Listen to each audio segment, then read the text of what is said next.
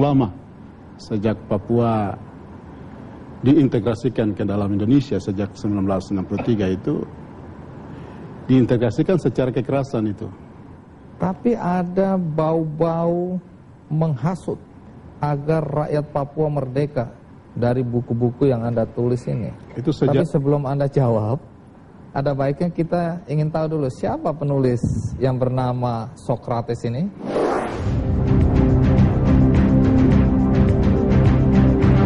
Sokrates Yoman, selain dikenal sebagai pelayan umat di gereja, juga sebagai dosen di Sekolah Tinggi Teologia Baptis Jayapura, Papua.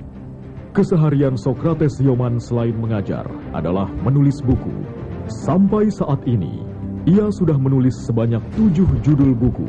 2 di antaranya, yaitu Pemusnahan Etnis Melanesia dan Suara Gereja bagi Umat Tertindas, dilarang beredar oleh pemerintah.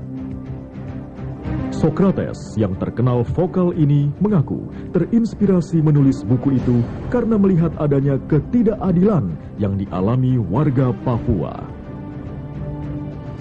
Walau 2 bukunya dilarang beredar, tidak menyurutkan tekad bapak 2 anak ini untuk terus berjuang melalui buku.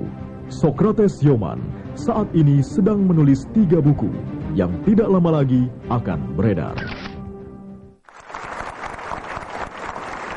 Ya, kembali ke pemusnahan etnis Melanesia.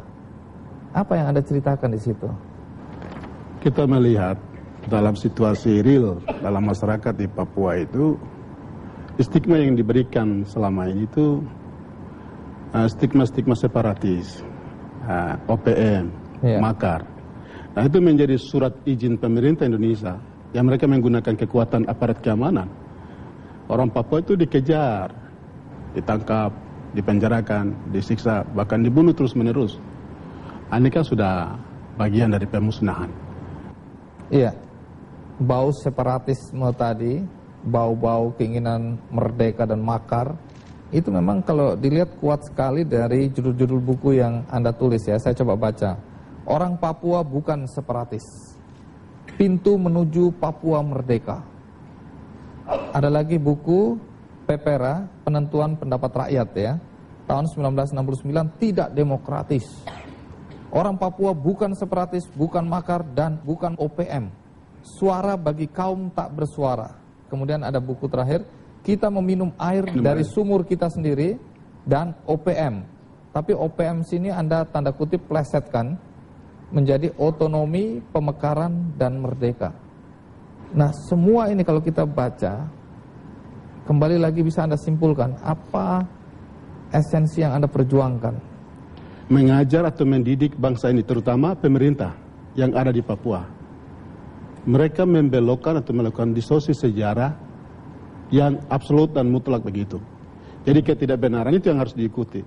Bagaimana nanti waktu Anda menerima surat dari Kejaksaan Agung, ya, kalau nanti akhirnya Anda terima, karena kalau saya baca undang-undangnya di situ nanti Anda akan terikat untuk menyerahkan buku-buku itu.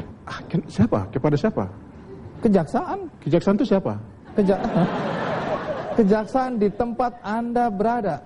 Dia bukan orang Papua. Itu tentang buku tentang Papua. Yang larang harus orang Papua.